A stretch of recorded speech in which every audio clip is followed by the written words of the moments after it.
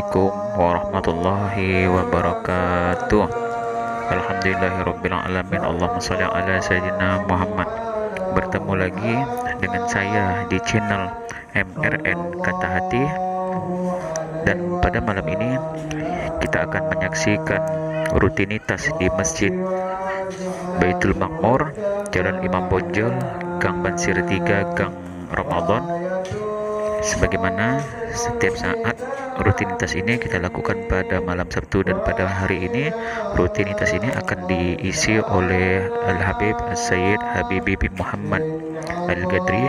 Semoga ilmu-ilmu yang beliau ajarkan kepada kita selalu bermanfaat untuk kita dan selalu membuat kita istiqomah kepada tuntunan Nabi Muhammad SAW. Dan untuk mempersingkat waktu, jangan lupa untuk subscribe channel ini supaya kalian tidak ketinggalan pada acara-acara selanjutnya, dan jangan lupa juga di like, di komen, dan di share kepada teman-teman, saudara-saudara kita, sehingga mereka juga dapat mengambil ilmu-ilmu yang bermanfaat yang ada pada setiap channel ini. Dan kami akan berusaha untuk mengupload video-video terbaik setiap hari di jam 4 sore. Semoga bermanfaat. Kita dengarkan acara ini hingga selesai.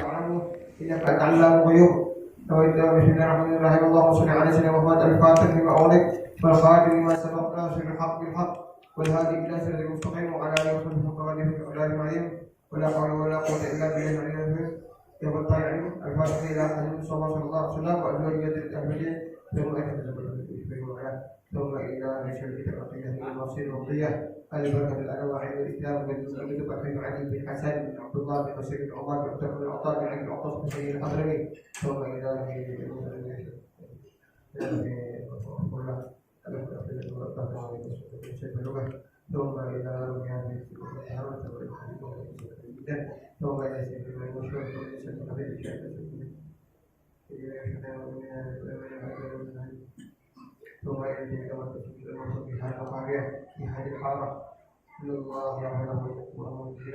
على حديث ولا حديث صلى الله عليه وسلم. الفاتحة. أعوذ بالله من الشيطان الرجيم. بسم الله الرحمن الرحيم. الحمد لله رب العالمين الرحمن الرحيم مالك يوم الدين. إياك نعبد وإياك نستعين. اهدنا الصراط المستقيم صراط الذين أنعمت عليهم غير المغضوب عليهم ولا الضالين. آمين. الحمد لله نستعين ونستغفره ونعوذ بالله من شرور أنفسنا ومن سيئات أعمالنا. من يهده الله فلا مضل له ومن يضلله فلا هادي له.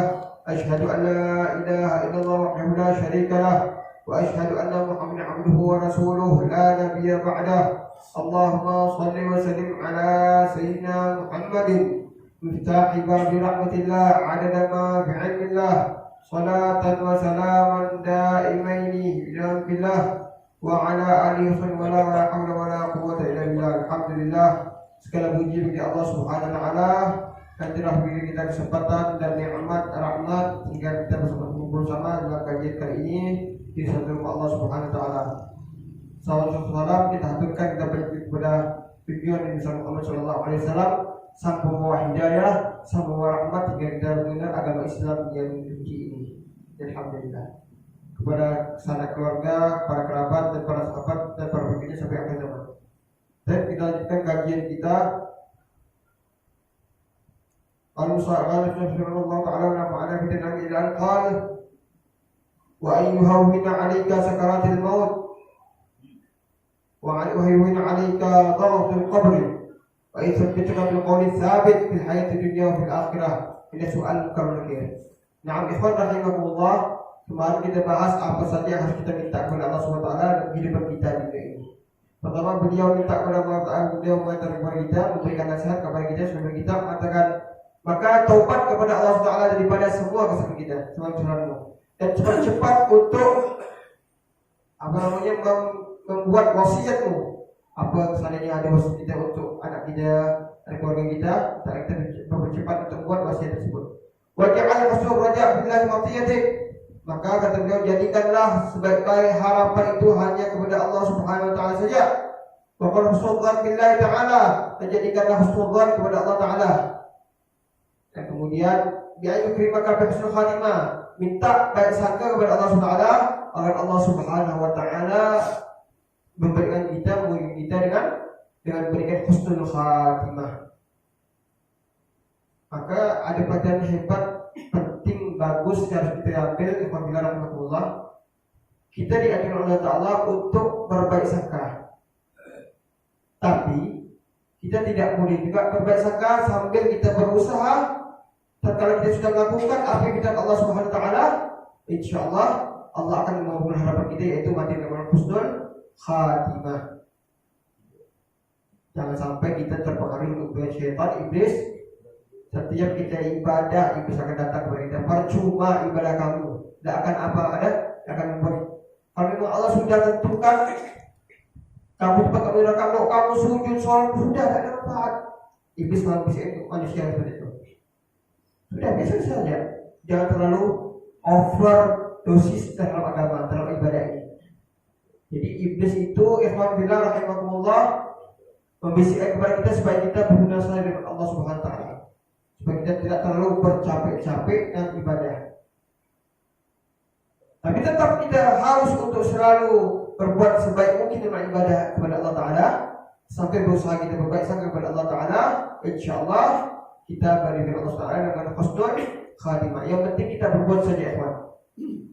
Dan kalau kita melakukan semua amal ibadah sebaik mungkin, kita menyerahkan kepada Allah sebaik mungkin. Contoh, kalau seandainya ada atasan, seorang bos memerintahkan kepada bawahannya untuk melakukan satu tugas, maka si bawahan anak buah ini akan memerintahkan sebaik mungkin perintah bosnya. Masalah dia sukses atau tidak, apapun yang dapat dipilih dari bosnya, itu maka dia pasrah saja. Kalau memang bos suka dengan apa yang saya buat, ya syukur. Kalau tidak, ya sudah, inilah yang bisa saya berbuat. Seperti itulah kita. Tetap kita berusaha sebaik mungkin, sholat lima waktu berjamaah, sampai istighfar, sampai kita menyesali semua apa yang saya pernah kita lakukan dalam masa lalu, kehidupan jahiliyah kita dahulu. Tetap, kalau bahasa orang sekarang itu, hasil tidak akan mengkhianati ikhtiar. Hasil tidak akan mengkhianati ikhtiar. Kalau kita ikhtiar betul-betul, insyaallah akan ada kesuksesan yang akan kita raih. Kata Syekh Fakhrul Awal, Syekh Abu Bakar bin Salim, man yadrib dari wasal. Barang siapa yang menempuh jalan, maka dia akan sampai kepada Allah Subhanahu wa taala. Kita ini tugas kita hanya jalan saja. Ada jalan sini kita, contohnya kita mau ke Sambas, mau ke Gawang. Jalan dari sini keluar jalan raya, terus kita ke Siantar, naik ke Batam, sampai kita ke Siantar, membawa sampai terus sampai ke tujuan kita. Tujuan kita apa? Meraih ridha Allah Subhanahu wa taala. Mau apapun terjadi dalam kehidupan dunia ini, tetap terus istiqamah. Mau ada orang ngomong kita ini minta riya, minta puji, sum'ah, tetap antara kita kepada Allah Subhanahu wa taala, bukan sama manusia. Maka ada pelajaran yang penting yang maksud untuk kita ambil, ikhwan rahimakumullah, terkait ibadah ini. Maka setiap ibadah itu ada cobaan, ada ujian. Maka jangan kita terlena dengan ujian cobaan tersebut. Tetap kita lurus kemana akan kita raih, setelah kita akan kita tempuh. Bersungguh-sungguh kita mendapat. Dan juga kata beliau, hendaklah kita minta kepada Allah Subhanahu wa taala agar Allah melembutkan sakaratul maut. Maka sakaratul maut, semua ikhwan rahimakumullah, ulama sepakat bahwasanya sakaratul maut itu sakitnya sakit. Kata Rasulullah SAW mengatakan, fa'inal fil mauti la sakarat. Sesungguhnya dalam kematian itu ada sakarat, ada susahnya. Maka hal ini akan dilalui setiap anak Adam, setiap manusia. Tidak ada yang namanya meninggal itu dalam satu lepasnya antara roh dan jasad itu enak, tidak ada.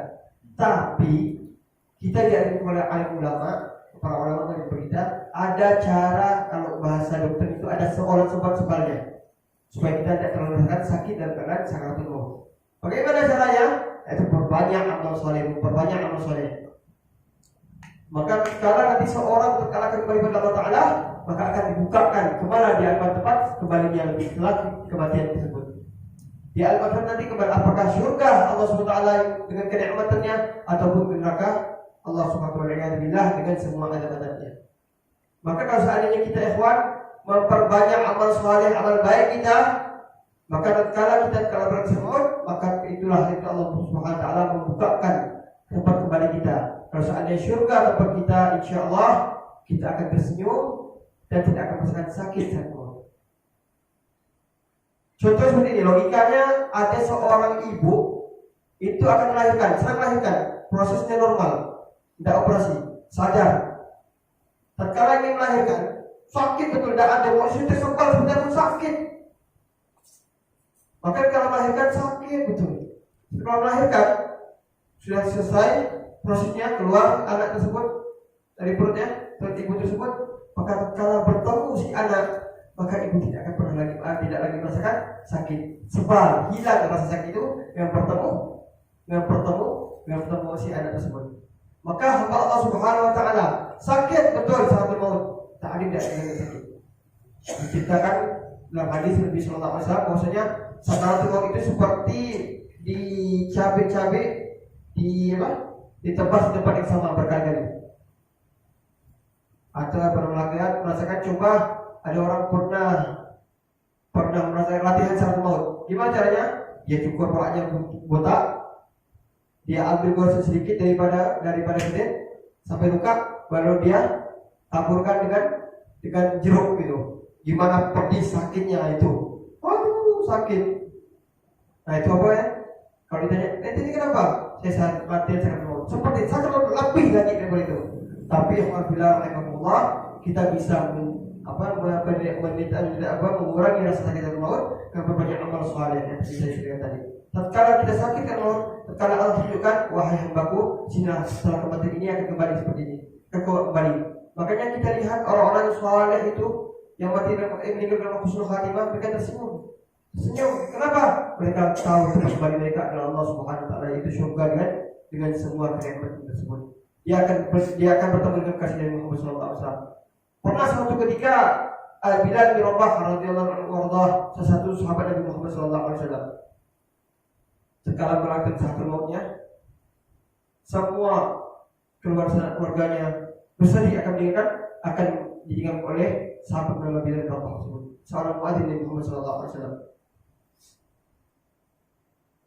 Apa sampai kata wa husna, aduh alangkah sedihnya kami. Maka tatkala saat menghadapi mautnya, Bilal bin Rabah mengatakan, bukan kesedihan yang akan terjadi menimpa kepada saya, tapi wa fauza, maka keberuntungan akan dapat saya sampaikan. Khadan sa'al Muhammad wa ahibba, besok saya akan bertemu dengan Muhammad kasih saya, dan saya bertemu orang-orang yang kasih sahabat-sahabat yang lain, yaitu sahabat Nabi Muhammad sallallahu alaihi wasallam yang telah dari saya. Maka begitulah ikhwanillah rahimahullah, orang-orang cerdas dalam menghadapi kehidupan ini. Mereka tidak menjadikan kehidupan ini sebagai tempat tinggal. Mereka menjadikan tempat dunia ini tempat meninggal. Jadi itu yang kita harus sadari, harus kita renungkan. Kehidupan dunia ini yang pernah kita bahas pada minggu lalu bukanlah tempat tinggal, tapi tempat meninggal. Karena ada kehidupan setelah ini. Maka kita mohon kepada Allah Subhanahu wa taala agar Allah, maka ada doa, Allahumma hawwin 'alaina fi sakaril maut, ya Allah mudahkan kami ya Allah dalam keadaan sakit kami ya Allah, ya Allah hadirkan Nabi Muhammad sallallahu alaihi wasallam tatkala kami berdekat semua. Mudah kita di antara kita semua yang hadir dari Nabi Muhammad sallallahu alaihi wasallam selalu menghidupkan sunnah Nabi Muhammad sallallahu alaihi wasallam. Kelak Allah Subhanahu wa taala di akhir kita, Allah muliakan kita dengan akhirnya roh suci Nabi Muhammad sallallahu alaihi wasallam tatkala keadaan sakit kita. Amin Allahumma amin. Wa yuhawwin 'alaika su'tal qabr. Maka kita mohon juga kepada Allah Subhanahu wa taala agar Allah meringankan kita kalau kita berada dalam liang kubur kita. Maka kami dapatkan daripada guru kami bahwasanya setiap orang itu akan merasakan himpitan kubur. Tidak ada satu daripada kita yang lepas daripada himpitan kubur, kecuali orang-orang yang berilmu dan mengamalkan yang ikhlas, yang selamat daripada himpitan kubur ini. Syaratnya makanya dia harus berilmu. Dan cuma hanya berilmu, dia mengamalkan. Dan cuma dia mengamalkan, dia juga harus ikhlas dalam mengamalkan ilmu tersebut. Makanya sering kita dengar para ulama kita, para guru kita mengatakan semua orang itu akan celaka Celakanya apa? Celaka di dunia, celaka di alam barzakh, celaka di akhirat. Ini 3 tempat ini. Semua orang akan celaka kecuali 3, kecuali orang yang berilmu. Dan setiap orang yang berilmu akan celaka kecuali orang yang mengamalkan ilmu tersebut. Dan setiap orang yang mengamalkan ilmu tersebut akan celaka kecuali orang yang ikhlas dalam mengamalkan ilmu tersebut. Maka inilah puncak daripada perbuatan kaum arifin, mereka bisa ikhlas dalam setiap amal perbuatan mereka. Maka mereka rahimahullah, kita berusaha untuk ikhlas setiap apapun yang menimpa kita, daripada apa yang kita lakukan dalam amal ibadah kita, apapun yang menimpa dalam diri kita. Apa maksud ikhlas? Ikhlas berasal dari kata khalas, selesai, terbungkus sudah lupa bukan? Yang pernah kita ingat, amal yang pernah kita lakukan, yang kita ingat itu adalah dosa-dosa yang pernah kita lakukan, untuk kita sesali, untuk kita jadi pelajaran. Apapun amal kita, sebaik apapun, kalau pernah menyumbang masjid sekian puluh juta, 1 miliar lebih, lupakan. Atau kita tidak pernah hal tersebut. Kenapa? Tidak tahu, ikhwan. Belum tahu. Dan tentu amal yang kita lakukan ini sudah pasti diterima oleh Allah SWT atau tidak. Maka itulah lebih dari sirullah, rahasia daripada Allah SWT.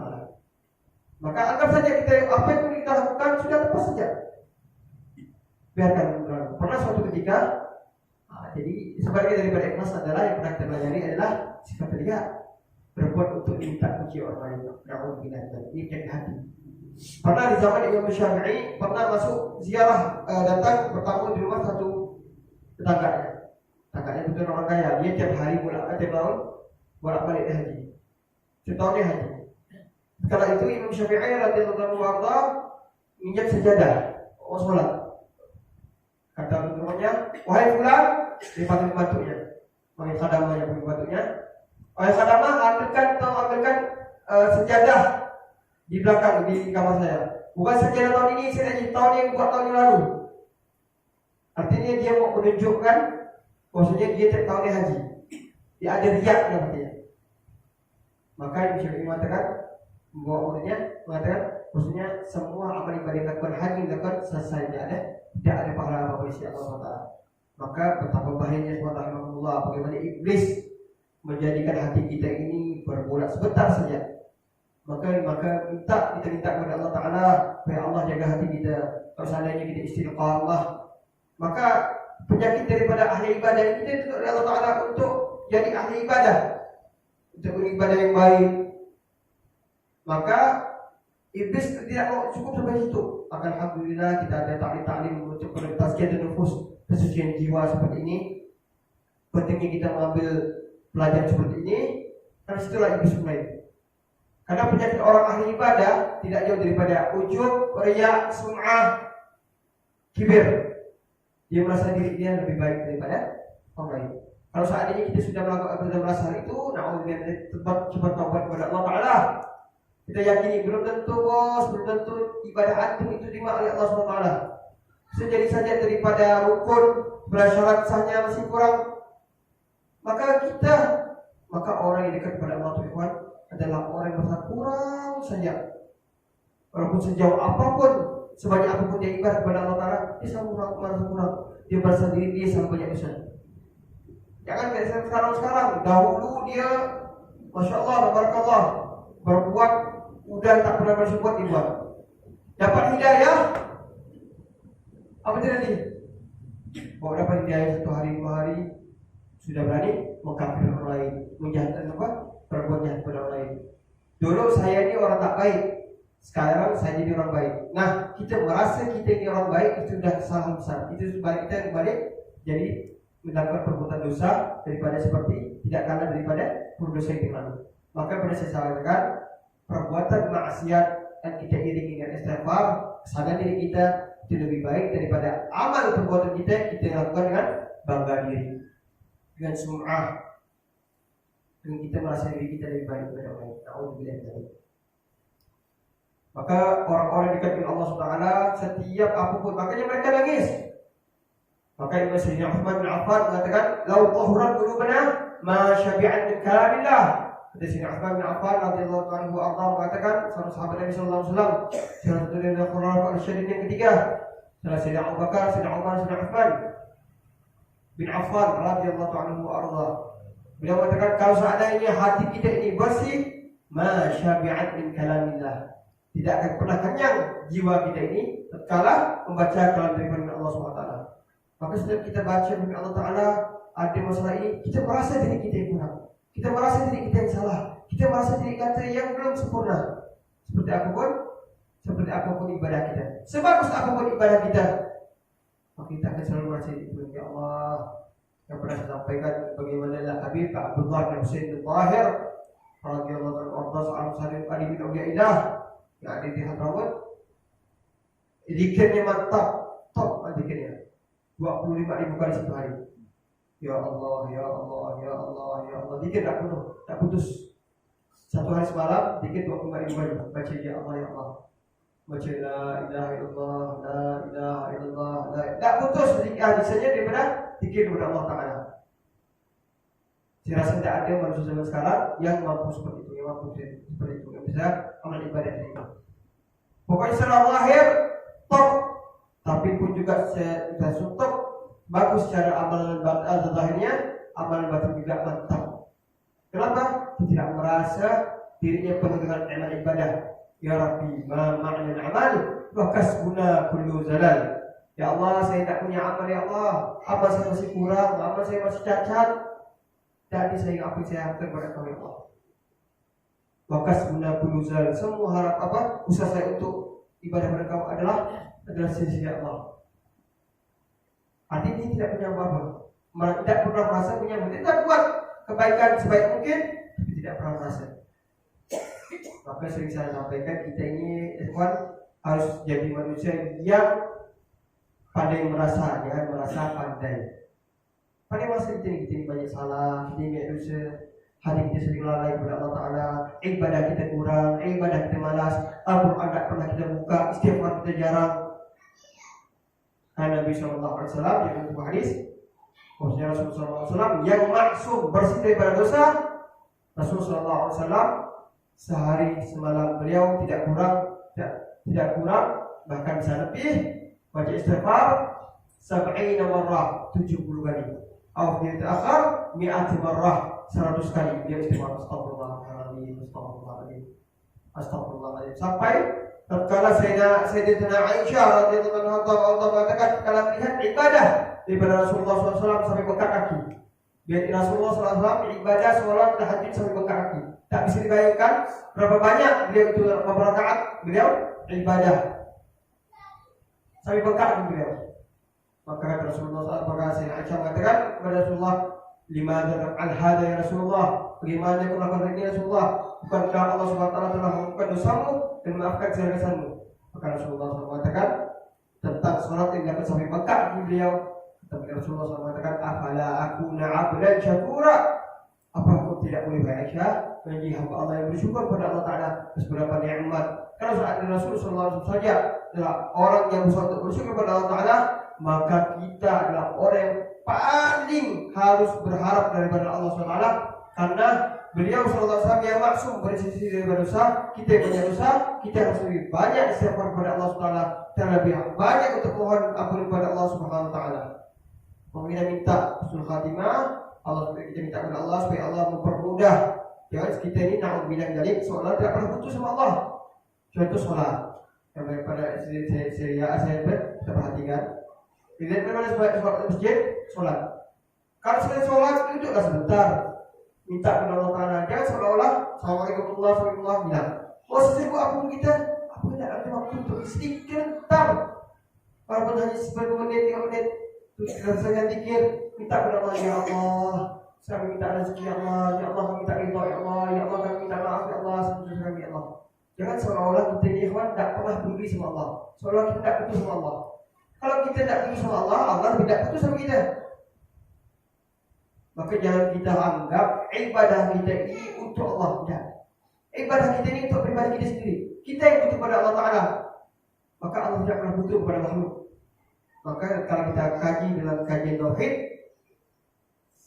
Allah itu wujud, qidam, baqa, mukhalafatu lil hawadisi, qiyamuhu bi nafsihi.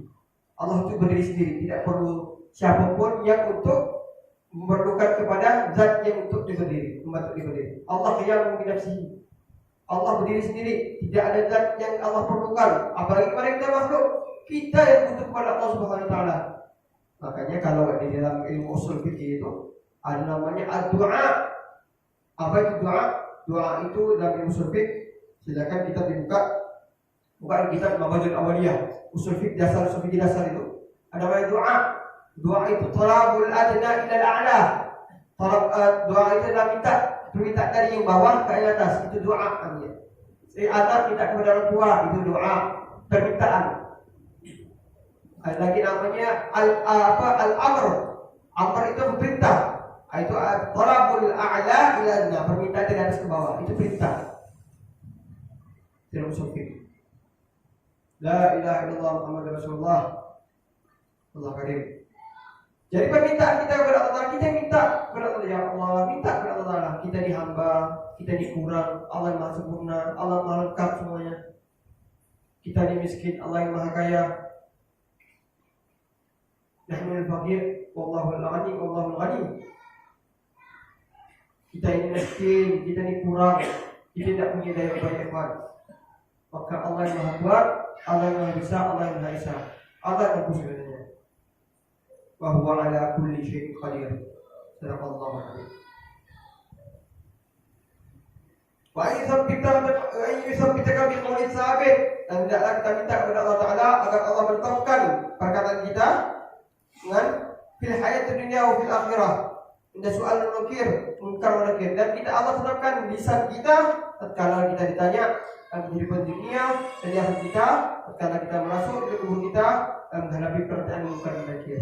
Makanya kalau kita menguburkan saudara kita yang telah kembali kepada Allah Taala, maka kita doakan kepada saudara kita, sabbataqallahu biqauli sabit, sabbataqallahu biqauli sabit, yusabbitullahu bihi fil hayatid dunya wa fil akhirah.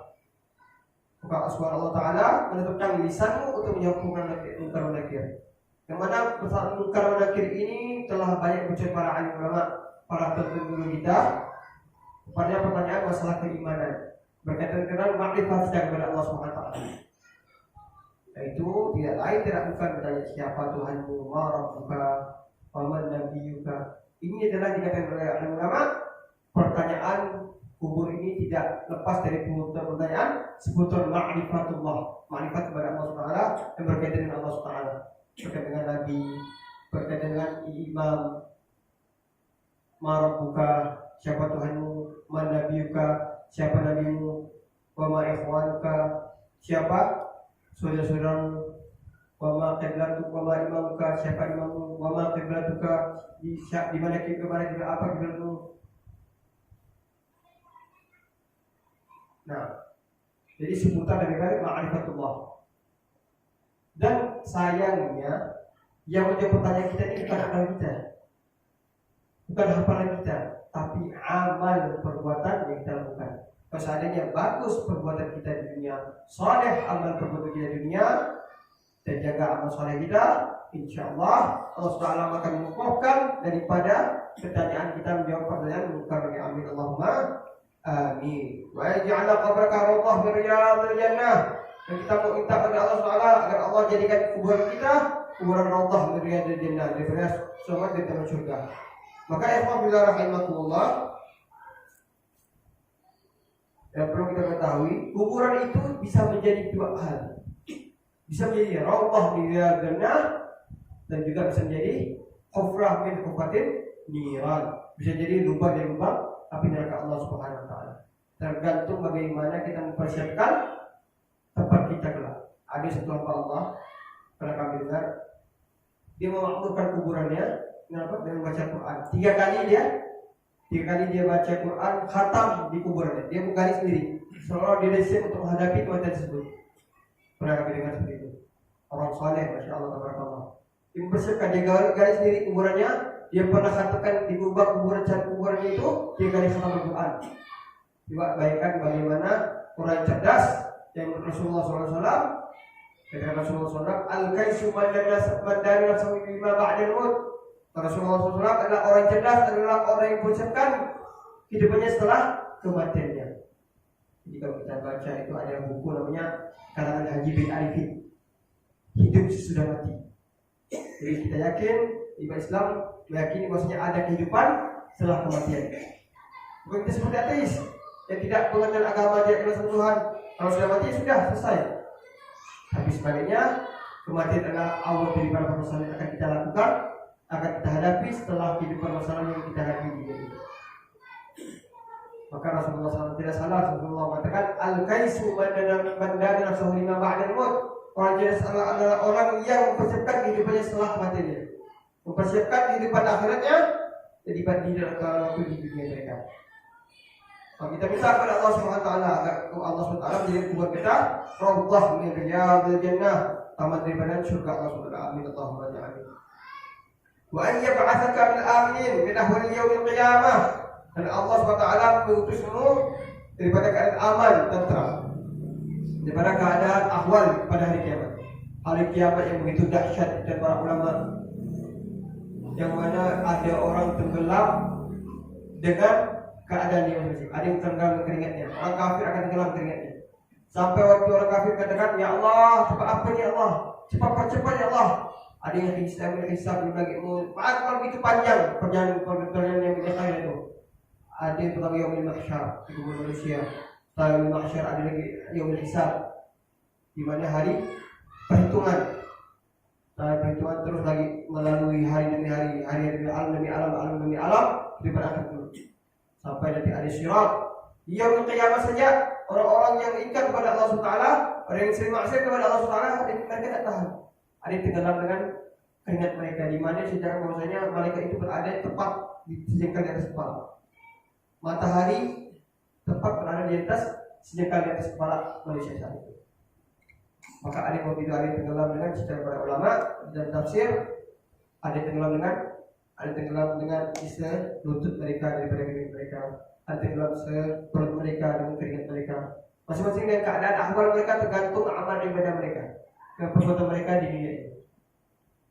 Kalau seandainya buruk perbuatan mereka tapi mereka sempat taubat, alhamdulillah Allah menghapus daripada dosa tersebut, Allah gantikan kebaikan. Maka ikhwan rahimakumullah, seandainya kita banyak dosa, kita nyesal kepada Allah, taubat kepada Allah Taala. Tidak ada yang bersih dari dosa, ikhwan. Setiap kita pernah melakukan dosa, setiap kita pernah melakukan kesalahan kepada Allah Subhanahu wa taala. Tapi walaupun seperti itu, Rasul sallallahu alaihi wasallam dalam hadisnya, kullu bani adam khata' wa khul khata'in at-tawwabun. Semua anak Adam itu berdosa, pernah buat salah. Wa khairu khata'ina at-tawwabun. Tapi sebaik mereka yang berbuat salah, sebaik mereka yang berbuat maksiat, mereka taubat kepada Allah Subhanahu wa taala. Mereka kembali kepada Allah Subhanahu wa taala. Maka ikhwanillah rahimahullah, cukup kita sadar diri kita, bagaimana keadaan kita. Kalau keadaan kita kurang lengkap, kurang bagus, kita perbaiki diri kita. Kalau kita masih sudah bagus, kita minta kepada Allah Taala supaya istiqamah. Tapi jangan overdosis. Tetap merasa diri kita. Maka iblis ini pintar ya. Yang iblis itu kalau kita kan, para ulama, guru kita katakan iblis itu lebih pintar daripada manusia. Kalau manusia ini paling S1, S2, S3. Kalau iblis itu S-nya bisa ribuan. Dia profesor apa lagi pangkat derajatnya, itulah iblis. Lebih pintar, lebih licik daripada kita. Kita sudah ibadah baik-baik, dibisikkan riya dalam hati kita. Tidak ada orang yang lebih kamu. Bagus ibadah kamu kata iblis. Sudah tidak perlu banyak-banyak. Contoh begini ya, kalau kita ibadah tahajud, sholat 2 rakaat, cukup kita 2 rakaat setiap malam, tapi terus-menerus kita lebih baik. Khairul amal adwamukum wa in qallat. Sebagai amal adalah yang sedikit tapi terus menerus. Kita 1 hari kita tahajud 2 hari cukup. Tak usah kita, tak perlu kita meneruskan langsung kita. Oh kurang 2 rakaat, tambah lagi 2 rakaat, tambah 4 rakaat, 2 tambah 6 rakaat, sampai 100 rakaat, sampai 1000 rakaat katakanlah. Maka apa itu yang kita akan merasa puas. Nanti iblis besok akan udahlah, tak perlu tahajud. Semalam kamu udah tahajud 100 rakaat, masih ada banyak bekal. Nah ini iblis padanya. Tapi Nabi SAW mengatakan khairul amal adwamukum wa in qallat. Sebagai amal yang terus menerus walaupun sedikit, Kalau kita lihat gunung itu berasal daripada butiran-butiran pasir. Asal dari pasir saja. Kalau kita ambil pasir sedikit, ya tidak ada gunung. Kalau kita banyak, maka akan jadi gunung ya. Gitu juga dengan ibadah. Tapi masalah perbuatan salah, dosa-dosa yang kita remehkan. Jangan kita pernah kita remehkan. Oh, ada apa dosa kecil, maka Imam Ghazali tidak pernah memandang. Dan kita Ihya-Ulumuddin, mereka Imam Ghazali tidak pernah memandang dosa besar. Semuanya dosa besar, tidak ada dosa besar, tak ada dosa kecil. Semua dosa itu adalah besar. Karena beliau radhiyallahu anhu memandang kepada siapa kita berbuat salah, bukan seberapa banyak dosa besar kita berbuat salah tersebut. Maka kita diuji apa rahmatullah, bagaimana cara kita benar dalam beribadah, bagaimana kita muhasabah diri kita. Maka orang dekat kepada Allah Ta'ala, sekali lagi saya ulangi, mereka yang dekat kepada Allah Ta'ala, mereka selalu merasa diri salah. Kalau ada yang merasakan memberi nasihat, seolah-olah walaupun bukan diri dia, merasa diri dia yang bersalah. Maka orang yang menangis, kalau bisa dia membaca Al-Quran yang menangis sampai kenapa? Seolah-olah Al-Quran itu semua kita itu adalah diri dia sendiri. Bagaimana orang-orang munafik, bagaimana orang seperti yang Quran itu. Maka mudah dia menangis. Ada beberapa orang dia masuk, ya Allah, ini saya, ya Allah, ya Allah, saya yang salah, ya Allah.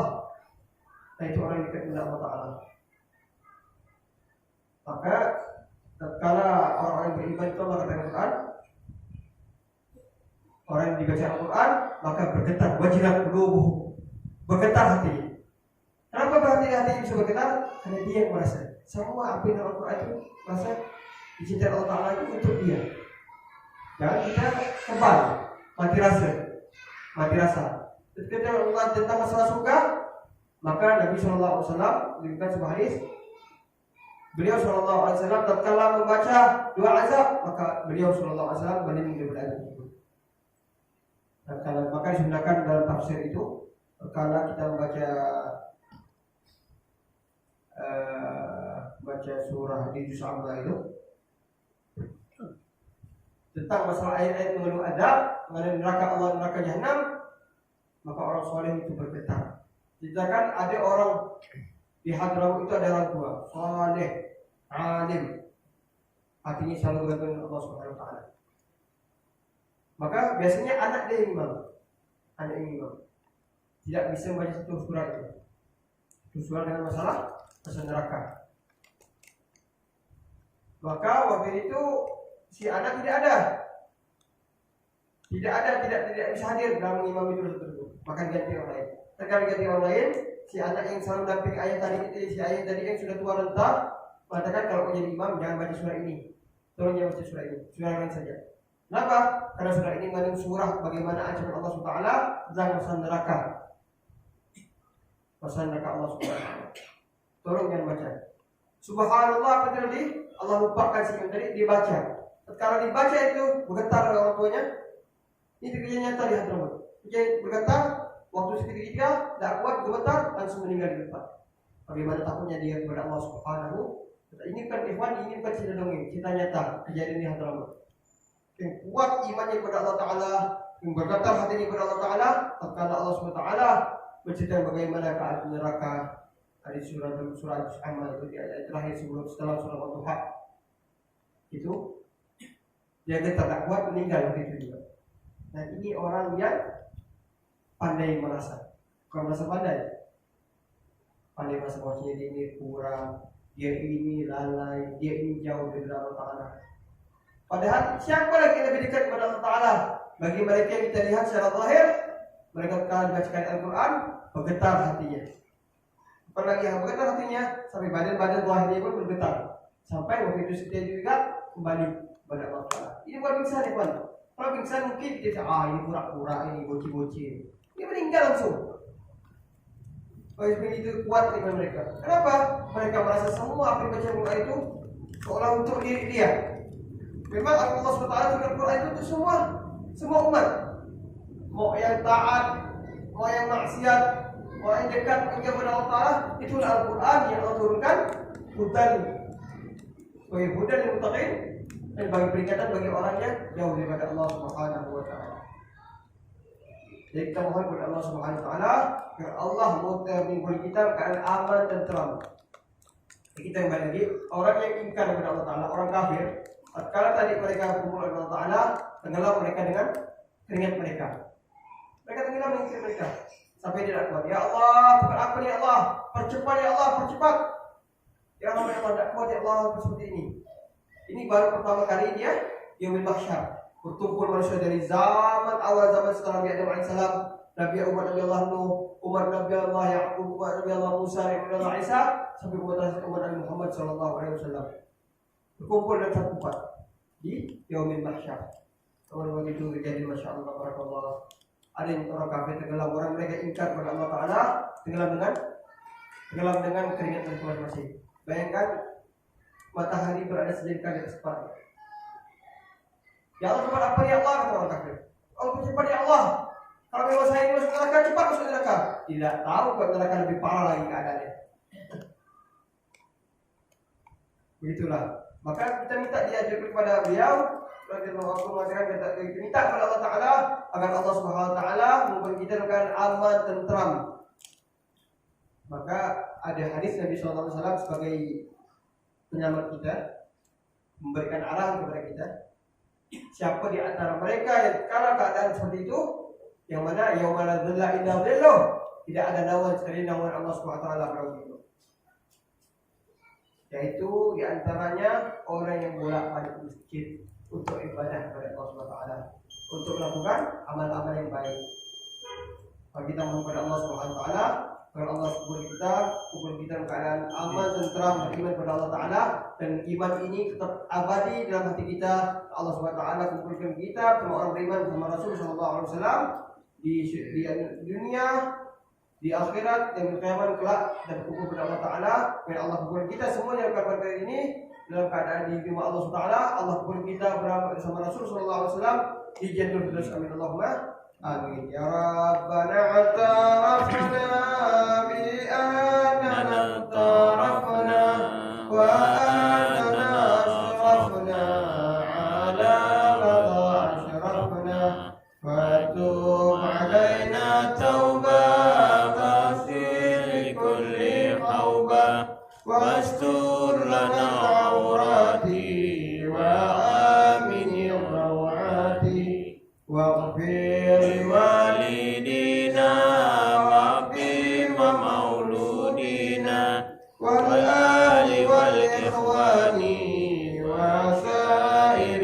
الخذلان وكن بمحبة أو ديرة أو صحبة والمسلمين أجمعين يا ربي اسمع ولا تجود من نال باتصال منا بالمصطفى رسولي نحظى بكل سهل بالمصطفى.